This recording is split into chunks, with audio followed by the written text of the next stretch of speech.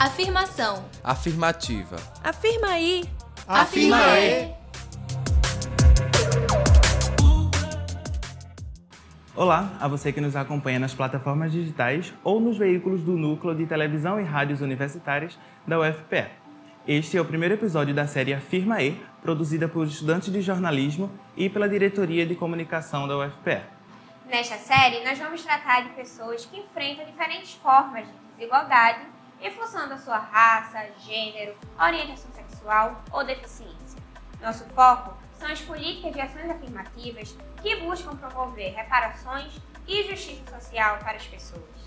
Eu me chamo Leonan Souza, sou um homem negro de cabelo crespo, grande, uso um óculos, estou sentado de camisa bege e ao meu lado temos a minha colega Maria Clara Jordão e o professor e pesquisador da área de Linguística e Raças, Marco Bonfim.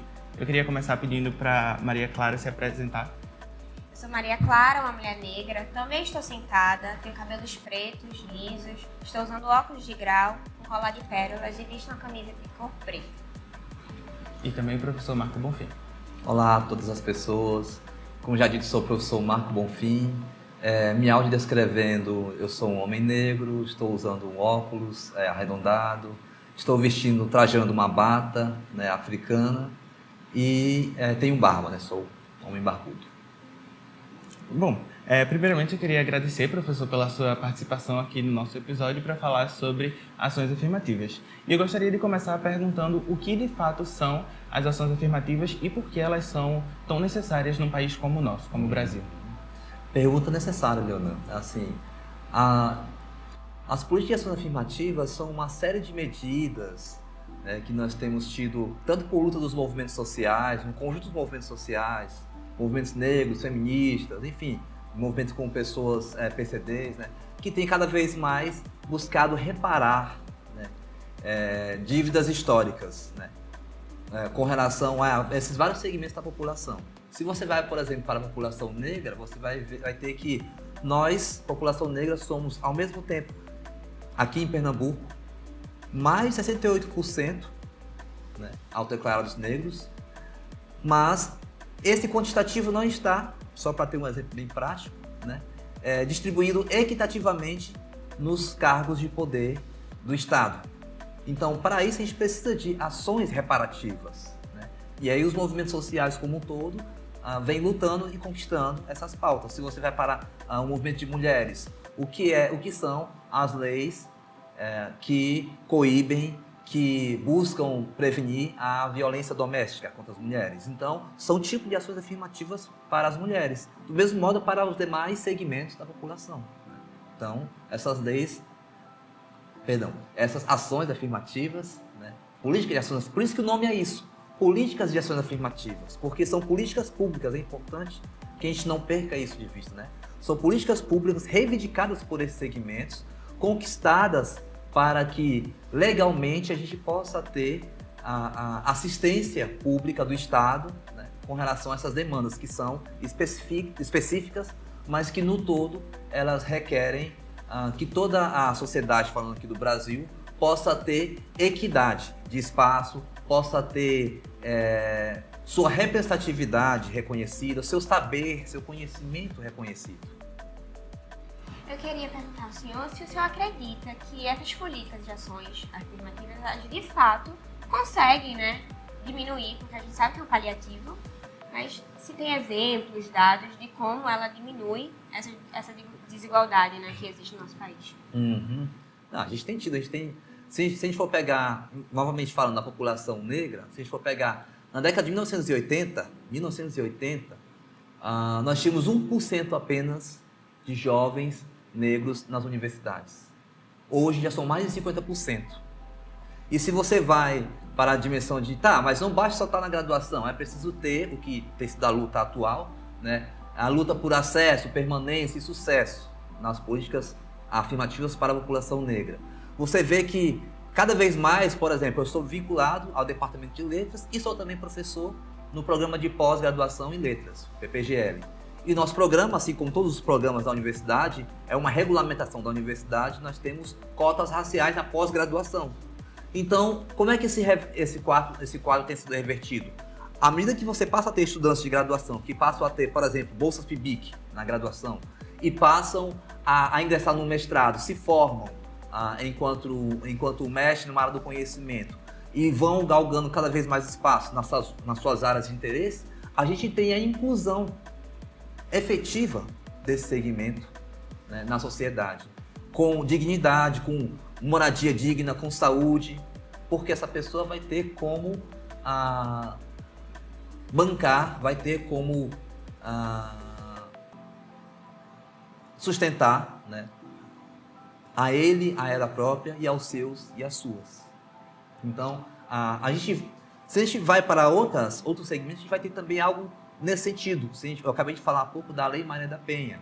A Lei Maria da Penha tem cada vez mais, assim como a reserva de cotas raciais, passado por mudanças para aprimorar essa política pública. Mas se você for ver como que antes um homem, geralmente são homens, os parceiros que agridem as suas companheiras, enfim, antes tinha a cesta básica, que era a punição. Hoje em dia não. Nós temos toda uma série de medidas protetivas. Então a gente tem avanços com relação a essas políticas públicas que buscam cada vez mais estar afirmando, por isso o nome, né? Estar afirmando, visibilizando, reconhecendo essas pessoas como sendo de fato seres humanos.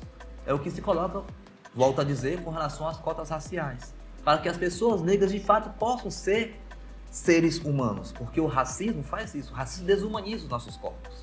As cotas raciais e demais conjuntos de ações afirmativas, como a Lei 10.639 de 2003, já completou 20 anos, né, nesse ano, entre outros aparatos legais, reivindicados, reforço, pelos movimentos sociais, pressionando o poder público, tem conseguido cada vez mais que esses segmentos da população se afirmem e possam ter vida digna. É disso que a gente está falando.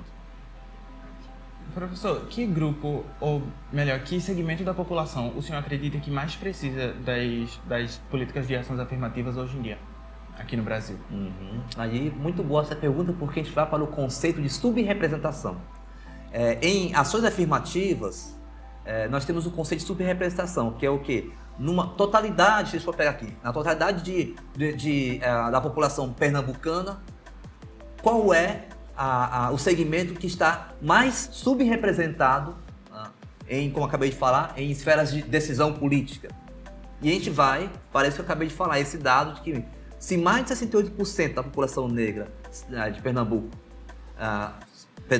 mais de 68% da população de Pernambuco se autodeclara negra, e essas pessoas não estão nesses espaços de poder, ao contrário, basta você ver que há de fato uma segregação, né, territorial, espacial, em que você vai ver como que a população negra, de uma maneira dominante, está em outros espaços da cidade, se você for pegar do Recife. E aí você percebe como que, ao mesmo tempo, você tem grupos que dominam, que detêm maiores formas de representar, maiores formas, que controlam os discursos, se você vai para os grupos hegemônicos, midiáticos, são dominantemente conceituados, como a gente fala nos estudos críticos da branquitude, como branquitude. Então, essas pessoas vão reproduzirem, né, o que a Cida Bento vai chamar de pacto narcísico da branquitude.